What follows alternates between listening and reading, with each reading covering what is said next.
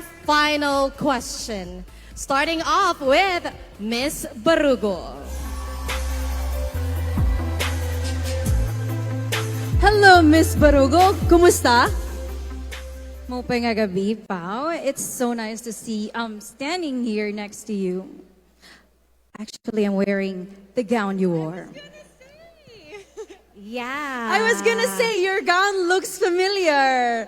So for those who don't know, this was actually my preliminary gown for Miss Universe Philippines 2022. Wow, parang it's super meant to be. Exactly. Diba? I hope to be on the same stage, bumalik sa'yo ang gown. Oh, diba? that's Parang, so true. Hi, Pao, I'm here, ganon. I hope this gown gives you all the luck that you need for this very final round. Yes, keep your fingers crossed. Kasi we need to wait pa for the final question to be yes, finalized. I'm quite sure that everyone is excited to hear the final questions. Ladies and gentlemen, the four ladies are now on their headphones. Yes. Let's check. Hello, girls. I'm quite sure that they cannot hear anything. So the final question will be read by Pauline and me. And of course, the lady who's in front, of course, will be answering the final question without worrying that the other ladies might hear the final question. That's so true, but I think we should also test if the headphones are actually sige working. nga, i-test. No, practice round. Raise your hand if you want to become Miss Universe Philippines-Leyte. Ay, wala daw. Wala That talaga. means that their headphones are working. Have you experienced headphone final question and answer? Yes, I have experienced that. So usually, kasi yung time namin, wala pang headphones, pinapapasok po kami sa van. No, I experienced Yung that sa amin, also. Nakapasok I kami ng van experienced for that the also. final question. So most likely, usually pa, what are the songs kaya na nakaplay? Usually it's a song that's really upbeat, just to make sure that no one or that you can't hear the question. You cannot hear anything. Yes. But of course, despite hearing an upbeat question, I'm quite sure that everyone is, and you are actually nervous. Ayan! Woo! We now have our final question, Leyte. Okay, Miss Barugo, are you ready? There is no timer. You may take your time. Unlike in the top 10 question that there is a 45 seconds limit, now there is none. So we will be reading the question twice. Oh, there is. You There still is. have 45 I stand seconds. corrected. We have here a prompter. 45 seconds again. Similar with the top 10 Q&A. Here is the final question. The recent removal of age limits in the Miss Universe pageant challenges traditional norms. How do you believe this impacts society's perception of what a beauty pageant truly represents? Again, the recent removal of the age limit in the Miss Universe pageant challenges traditional norms. How do you believe this impacts society perception of what a beauty pageant truly represents? In the spectrum of the unknown, I think the traditional trajectory and the openness for inclusivity, I am more than willing to support the Miss Universe Philippines organization with that idea. And I think women should not be judged and objectified alone, because women continue to carve out their own space, their own place, and at the pace that they're comfortable with. And if women are given the chance to be the harbinger of hope, we will always end up to conjure hope and make others feel seen with the light of match and continue to climb the pinnacle of success. Thank you. Thank you so much, Miss Barugo. Take it all in, Miss Barungan. Thank you so much. Up next, Miss Mahaplag. Miss Mahaplag, do you remember the song that was playing? Do you know the song? I honestly don't know what song that was. It was just all beat and all rock. Ayun, yun nga, upbeat talaga lahat. Okay, are you ready to answer your final question?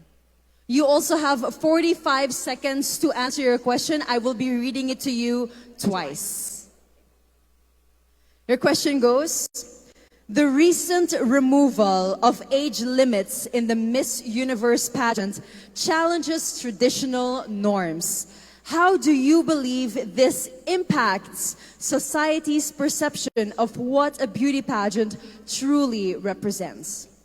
The recent removal of age limits in the Miss Universe pageant challenges traditional norms. How do you believe this impacts society's perception of what a beauty pageant truly represents?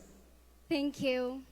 The removal of age limit is indeed a challenge, but I would consider it as inclusivity and diversity for a better pageant industry. And I believe this removal of age limit in Miss Universe really inspire all women, even with old age, even with women who have different struggles in life, that they can still join and they can still pursue their dreams. Because at the end of the day, that is what life should be. Life should go on, and as we continue to move on in life, we should empower others. And I believe that is what the Miss Universe is doing, empowering women. Thank you. Thank you so much, Miss Mahapiag. Just in time from the tribe. That's correct. Attorney Barbs, it is your turn now again to ask our final question to our next top 5 finalists. Here she goes, Miss LAPAZ. Hello, Miss LAPAZ. I believe you brought your entire municipality with you.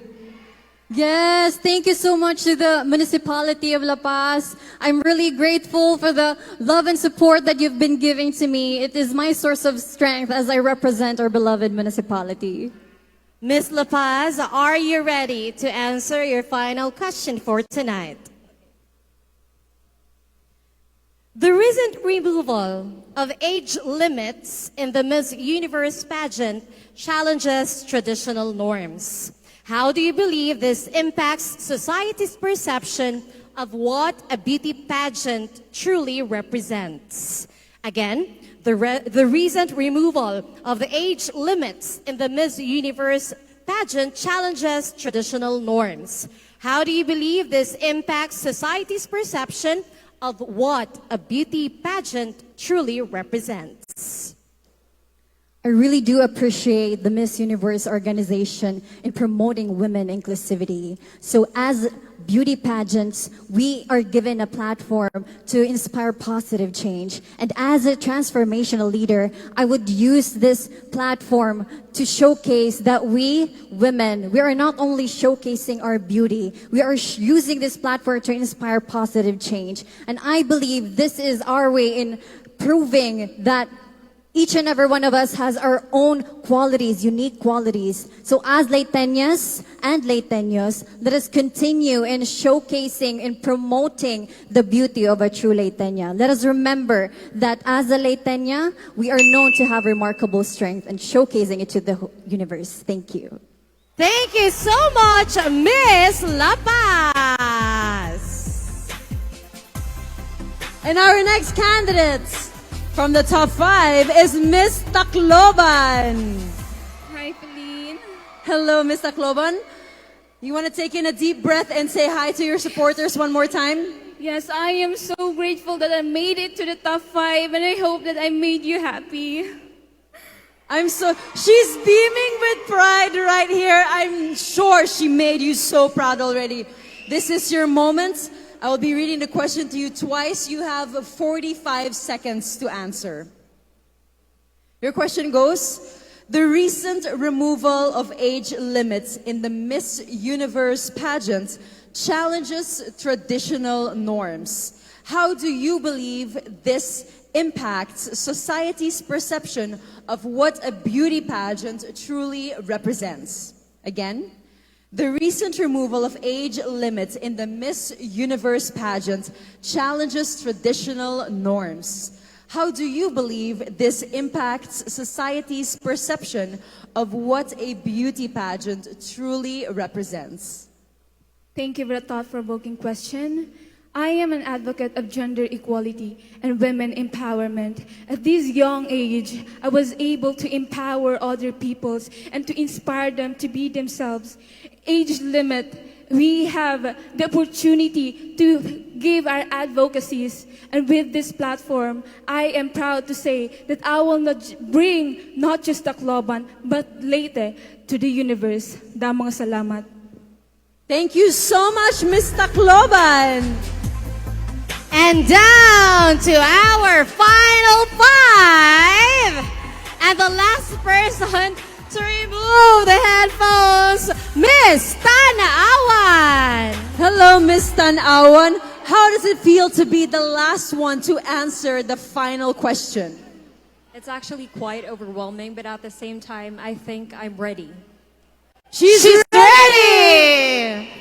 Okay, Miss TANUAN, you have 45 seconds to answer the questions. Similar to the top 10, we will be reading the question twice. Here is your final question.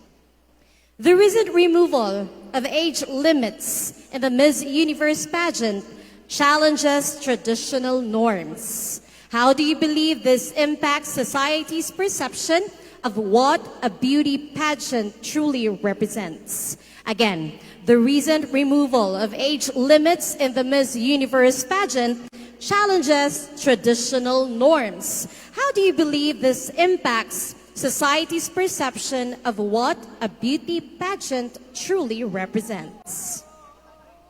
Beauty pageants are constantly changing, and we are now moving into a new era where beauty and diversity and inclusivity is being celebrated. With this new adaptation, I firmly believe that this will serve as our cornerstone and will pave way for those in the vulnerable sector to be seen, valued, and heard. And this is a great reminder that no matter what the society condemns you to be, you are worthy to be celebrated because you are you. Damang salamat. Thank you so much, Miss TANUAN.